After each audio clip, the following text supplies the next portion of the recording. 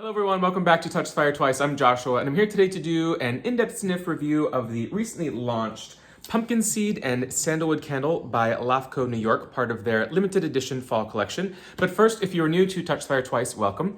My mission here is to share my love and passion for fine home fragrance as an enthusiast, an educator, a reviewer, to inspire you to increase your own fragrance knowledge and understanding, ultimately enhancing the scent memories that you create. If you want to learn more about what I do, why I do it, and how I do it, you can check out my website at TouchTheFireTwice.com, and please do also give me a follow over on Instagram, also at TouchTheFireTwice. But for now, let's dig into Pumpkin Seed and Sandalwood. So first I will say thank you to LAFCO for sending me this. I was not compensated for the review. I was not told I had to do a review, let alone a good review. And as I always say, the fact that I receive a product doesn't mean I'm going to give it an artificially positive review. You can see from my past reviews that I always seek the positive, but I don't shy away from critiques. If you are unfamiliar with LAFCO New York, check out my playlist here to see some past reviews from them. They are really one of my favorite luxury candle brands, kind of for two reasons. Primarily, one, most importantly, the fragrance blends are very unique. They really are masterfully blended, fine home fragrances. And secondly, their vessels are by far the best in the industry. Beautiful hand-blown glass. There's true art behind it, and they are very reusable. You can use the LAFCO for literal beautiful cocktail glasses or planters or what have you. I'm excited to dig into this one because this is from their limited fall collection. There are two fragrances in there. This is the brand new Pumpkin Seed and Sandalwood. There's also Spiced Pomander, which is actually a returning favorite from past years. I've never reviewed it before, but I actually did get that last year. I'll be reviewing this one in the coming weeks, but I wanted to dig into this new scent for 2024, Pumpkin Seed and Sandalwood first. So as is with all of my reviews, when I do an in-depth sniff review, we're going to talk about the art direction, the aesthetic of the product itself. We're going to go through the brand's scent story, how they describe it. I'll get my nose on it, tell you my overall assessment of what I think, what I feel. What does it remind me of? I always say either a mood, moment, memory, space, place, or time. And from there, we will talk about performance. Again, this is a post-burn review, so we'll talk about the strength, the throw, the wick, the wax. How well did it work to burn and get that fragrance up into the air, into our noses? And then we'll do what is really one of my favorite parts of the review, which is going into a deep dive into the fragrance notes, because this is a masterfully blended fine fragrance that has anywhere from 9 to 12 notes in it, top, middle, bottom notes that really combine to create this unique blend. And we don't always know, people have heard of sandalwood or patchouli or clove or cinnamon. Some things are more obvious than others. But let's dig into what are those notes? What do they smell like? What is their origin? What are they used for? So that you get to know, oh, I like this, I don't like that. Think of it like if you go to a wine class and you want to learn more about wine and all the notes in there. Similar idea. If you understand what is going into it, you will enhance the scent memories they create, and you'll frankly know what you like and what you don't like. That being said, let's dig right in. Beautiful packaging. Their boxes, in addition to their vessels, really are best in the industry. There is the scent story here. We lift that off. Always mention this. These are the best boxes in the industry in the sense that, and there's always a joke that millennials love boxes and we hold on to boxes. Well, I guess that's kind of true, but in this case, it makes sense because these are luxury products that you expect to have a luxury experience overall, and this does. There's padding in this box. This is a heavy 15.5 ounce candle in a thick glass vessel, and when you close this box and you shake it, the only thing you hear is a little pack in there. The actual candle's not moving around at all, which is great for storage because, frankly, I often don't burn through a LAFCO fragrance in one season. I may put that away and bring it back the following year if it is a seasonal fragrance. And so the boxes are really great for that. Getting into the vessel here, this is a really pretty one. As you can see here, because this is part of their fall collection, there's a little bit of extra pizzazz in there. There's this copper mica throughout the glass. And it's just so beautiful when it catches the light, and especially, of course, when you have the candle burning. This is their signature 15.5 ounce single wick candle. They also have this scent in their classic 6.5 ounce also single wick candle. They use cotton wicks and a soy wax blend, primarily soy wax with just a bit of paraffin in there. The idea being that the paraffin is literally molecularly less dense, and therefore the fragrance molecules attach that and get up into the air for the strength, throw, and projection a bit easier than the denser, heavier soy wax. And the brand story states, classic pumpkin is reimagined with earthy woods and herbaceous fennel for a sophisticated gourmand that recalls a cozy gathering. Unexpected nuances of anise and black pepper fade into the spicy warmth of pumpkin seed, cinnamon, and clove, which smolders in a rich, velvety base of patchouli and sandalwood. This is considered a gourmand, though I will say not a foodie gourmand, but a woody, spiced, herbal gourmand. And the primary three notes in this are considered to be patchouli, pumpkin seed, and fennel. Let me get my nose on it. Right from the jump, I would say this is unexpected. It is gourmand thanks to, let's say, the pumpkin seed and probably the vanilla that's in the base, but it's an herbaceous, spicy, woody gourmand. If you're thinking pumpkin patch, gourd, not at all. It's sweet, woody, fresh, crisp, spicy, but more green herbal spicy. And those cinnamon and clove are in the description. I wouldn't pick them out blindly. Maybe the clove is there as a slightly sharp, camphoraceous accent. Upon first sniff, it really is sort of the fennel, anise, green, spicy, sort of powdery, fresh note that is mingling with the spicy, soft earthiness of the patchouli. But that vaguely powdery aspect is kind of matched by a creamy, almost powdery, soft, sweet sandalwood. There's also a warmth and kind of headiness from the vanilla, and that is a vanilla bourbon, so Madagascar vanilla, which is considered the finest of vanillas. And that really continues to soften the spicy herbal aspect. Now, when it comes to pumpkin seed, as is the name of the candle, there is a bit of a creamy warmth in the middle, and I think it likely plays well with the sandalwood, hence the name, pumpkin seed and sandalwood.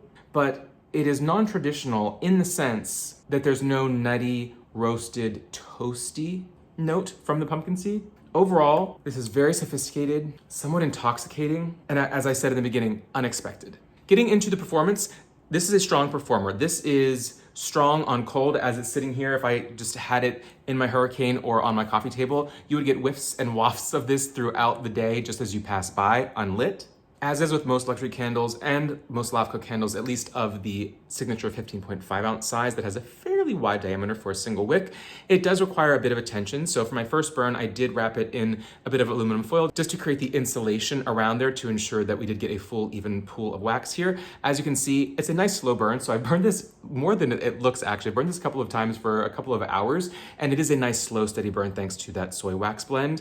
And it does have a very healthy strength, throw, and projection. So when it is lit in my space, it does have a very healthy throw. It doesn't knock you over, which as woody, spicy, herbaceous as this is, you wouldn't want it to knock you over, but it is comforting and it is certainly present. Now let's do a deep dive into the fragrance notes. So there are 9 notes listed here in the top, middle, and bottom. I will say though one thing, and I should check with LAFCO on this, the top notes listed on the website are bergamot, rose petals, and peach. I wouldn't expect at least 2 of those 3 to be in a fall harvest candle, but there are many notes that we often don't know of in fragrance, and with the right amount, they just add something to it, add a freshness, add a brightness, add a sweetness. But in sniffing the candle, I don't pick those out, and both the description on the website and on the box mention black pepper, cinnamon, and clove, which are not listed in the top, middle, bottom notes, which leads me to believe that perhaps that is a clerical error on the website. I could be wrong. But because of that, I will talk about a few of the notes that I believe are likely within the top notes, starting with black pepper. So black peppercorns are hot, fresh, almost tingly to the nose when you sniff them. The most widely used spice on the planet. It's surprisingly complex, has a burst of heat, and it's fresh yet woody. And it's said to blend well with things like citrus, lavender, ginger, and clove. Moving on to clove or clove buds. They are dried flower buds, sweet, rich, spicy, part of that autumnal scent collection that we're all so familiar with. Clove can be warm, woodsy, camphoraceous, and can lean almost medicinal. And the trees that clove buds appear on are a type of evergreen that is native to the eastern Indonesian Maluku Islands.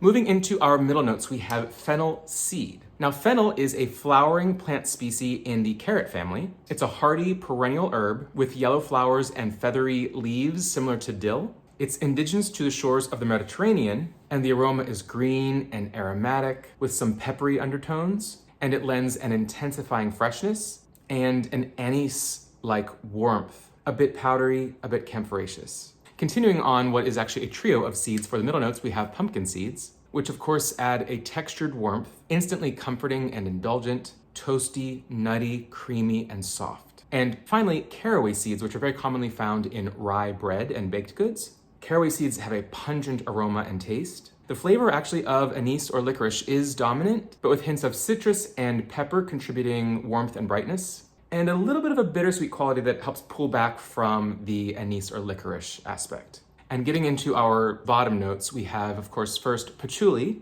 Patchouli leaves are strong, slightly sweet, herbal, herbaceous, spicy, intoxicating, dark, kind of musky, earthy profile. There are variations of patchouli out there, and for this specific patchouli, LAFCO describes it as a sensual woody note, exuding a dark earthy aroma balanced with sweet and spicy aspects. Then our vanilla bourbon, also known as Madagascar vanilla. That's going to be sweet, warm, comforting. Can be a bit heady, also somewhat earthy, sometimes boozy or spicy, often included in those edible gourmand bakeries, or even mixed into rich, mature, sensual florals. And finally, sandalwood. Sandalwood is known for really creamy sweetness. It's warm, smooth, sophisticated, woody, earthy, and soft. It is certainly one of the most popular woods in fine fragrance. And interestingly, sandalwood or santalum isn't actually a tree itself, but a parasitic plant, which grows by attaching itself to the roots of other trees and slowly growing as high as 10 meters. It produces that heavy, fine-grained,